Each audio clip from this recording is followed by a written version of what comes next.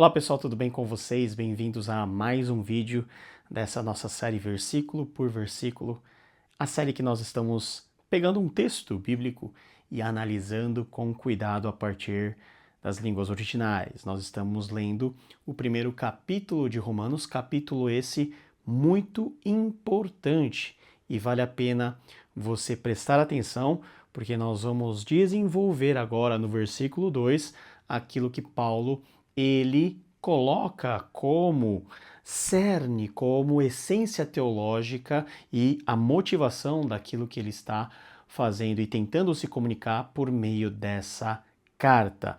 Você pode acompanhar esse estudo junto com a sua versão bíblica aí, de preferência, para que você possa ter uma visão mais ampliada, mesmo não conhecendo os termos em grego. Eu creio que essa explicação vai te trazer bastante luz, porque nós não queremos apenas falar do texto original, mas também falar numa perspectiva mais ampla, tentando explicar para você qual é a mensagem desse versículo que nós temos hoje e ao versículo de número 2 do primeiro capítulo de Romanos. Ho proepengeilato diaton profeton autu engrafais hagiais. Vamos ver passo a passo o que nós temos aqui. Em primeiro lugar, nós temos o pronome relativo ho aqui. É um pronome relativo e você sabe que tanto no grego quanto na língua portuguesa o pronome relativo está lá para estabelecer relação, mas também para evitar que os termos eles aconteçam de forma repetida. Esse ho, né, que pode ser traduzido como que ou o qual, está relacionado a uma palavra muito importante que nós vimos no versículo anterior, que é o Evangelho de Deus. O Evangelho de Deus que, tá? Note também que nós temos o ho aqui na sua forma do acusativo. A forma original no nominativo do ho é hos. Se é um acusativo, quer dizer que há uma relação especial com o verbo que se segue aqui, que é esse verbo bem específico e especial no Novo Testamento, proepengeilato, que vem do verbo epangelo,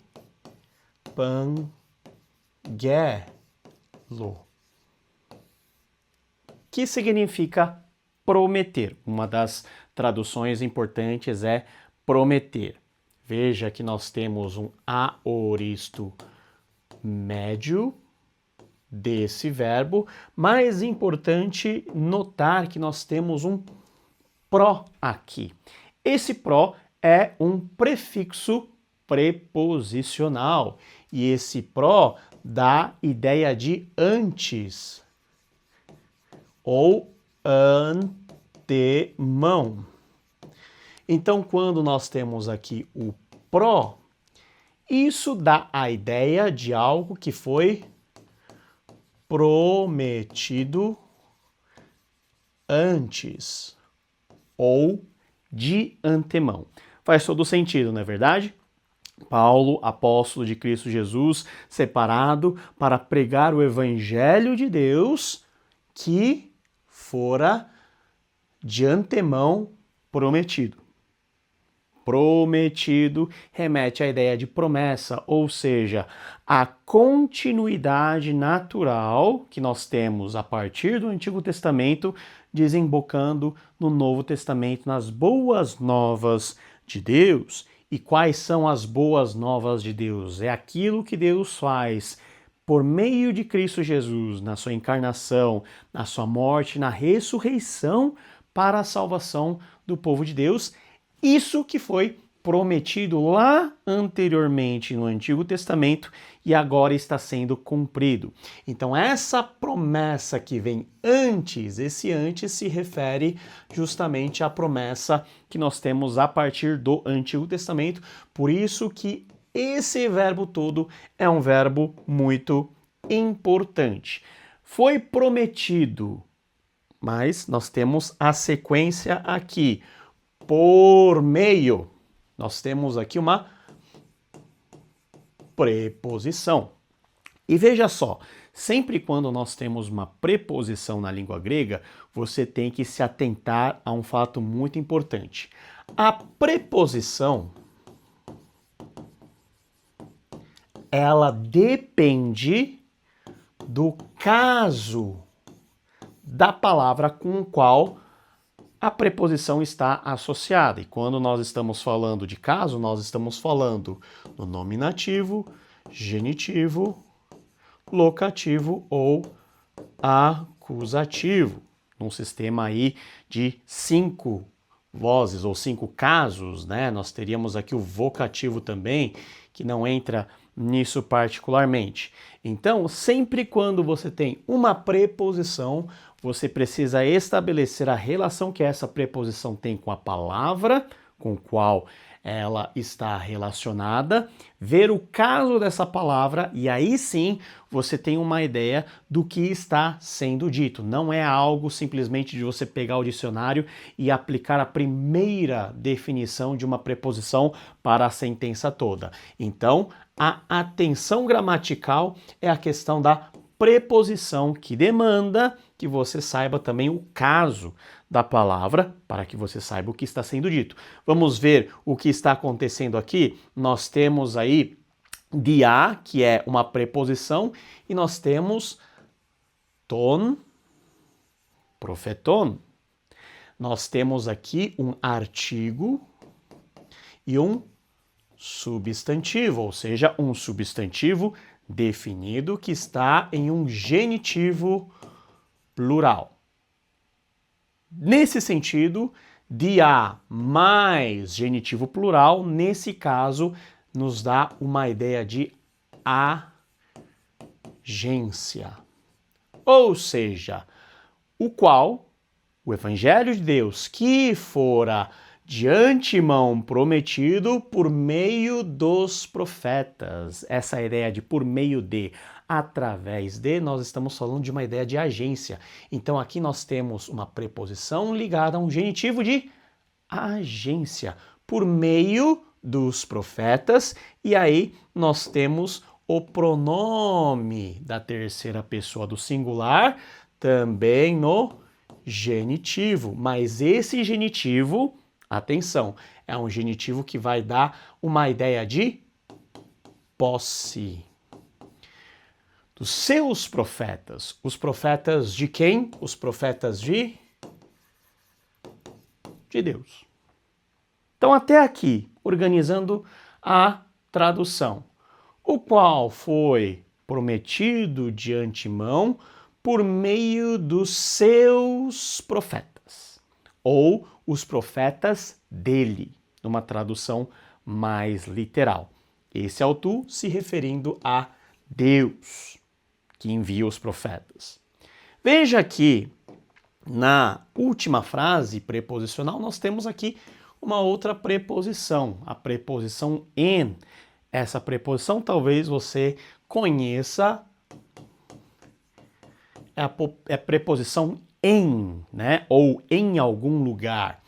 Novamente aplicando esse conceito da preposição ter que ser analisada junto com a palavra que ela está associada, especificamente olhando para o caso, nós temos uma ideia aqui locativa, uma vez que o en está associado a um substantivo dativo. Nas escrituras, ou seja, local onde está registrado o quê? Aquilo que foi prometido de antemão pelos profetas, ou por meio dos profetas, esses profetas que registraram todas as promessas, todas as condições daquilo que Deus estava revelando de antemão nas escrituras. E veja, essas escrituras, elas têm um qualificativo. Aqui nós temos um adjetivo, hagias, santo, né? Escrituras sagradas ou escrituras santas. Lembrando que o adjetivo sempre vai concordar com o substantivo com o qual está relacionado. E nesse caso nós temos um adjetivo atributivo, ou seja, é uma simples qualificação do substantivo com o qual está associado nas Sagradas Escrituras ou nas Escrituras Sagradas. Então aqui nós temos um overview total aí dos pontos gramaticais mais relevantes desse versículo e nós temos aí a condição de já traduzir esse versículo, o qual, ou seja, o Evangelho de Deus, o qual foi prometido de antemão por meio dos seus profetas nas Sagradas Escrituras ou nas Escrituras Sagradas. Então veja que, teologicamente falando, nós temos uma importância muito grande na questão dos profetas, como os agentes da revelação de Deus no Antigo Testamento, e a ideia do passado está justamente nesse prefixo pró, ou seja, de antemão, no passado, e esses profetas registraram tudo aonde? Naquilo que se convencionou chamar Escrituras Sagradas. É lógico que Paulo, ao falar das Escrituras Sagradas, está falando do Antigo Testamento, ou também chamado de Bíblia Hebraica. Não está falando do Novo Testamento, porque o Novo Testamento está sendo redigido nesse momento e o cômputo geral dos 27 livros do Novo Testamento só serão considerados parte das Escrituras Sagradas a partir da sua finalização e da sua recepção canônica que vai acontecendo nos séculos posteriores, no tempo posterior. Então veja só que o Evangelho de Deus, que é o tema principal daquilo que Paulo tem a explorar nessa carta, é algo que não cai do céu de forma aleatória. Não, tem uma história, nós podemos ver os traços daquilo que Deus vai construindo ao longo da história. Essa história que foi mediada, foi anunciada pelos profetas que ele enviou e foi registrado nas Escrituras Sagradas para que o povo de Deus pudesse ter acesso em todo o tempo e ter a garantia que essa promessa, porque vem da palavra epangelia, promessa, se transformou em realidade na pessoa de Jesus de Nazaré. Então é isso, gente. Espero que você tenha gostado desse estudo e dessa análise do texto que nós fizemos. Não esqueça de curtir o vídeo se você chegou até aqui, compartilhar esse conteúdo para que muitas pessoas possam ter contato com a profundidade da palavra de Deus, que você vê está sendo explicada de uma maneira bem pedagógica para você. Versículo por versículo, a nossa série de estudos bíblicos baseado nas línguas originais, mas que não é restrito apenas para quem sabe grego, é para todos vocês. E se você quiser aprender o grego do Novo Testamento, nós temos um curso completo, que é o nosso curso de grego bíblico Helenique, disponível no pacote de assinatura do nosso portal educacional, da nossa plataforma Didascalia On Demand. Então você encontra o link para você fazer a sua assinatura e ter contato com o mais completo curso de grego que nós temos disponibilizado para que você possa aprender tudo isso e ter a profundidade necessária para que você seja conduzido rumo à maturidade. Deus te abençoe e nos vemos no próximo vídeo com o versículo 3 de Romanos capítulo 1. Deus te abençoe. Até lá. Tchau, tchau.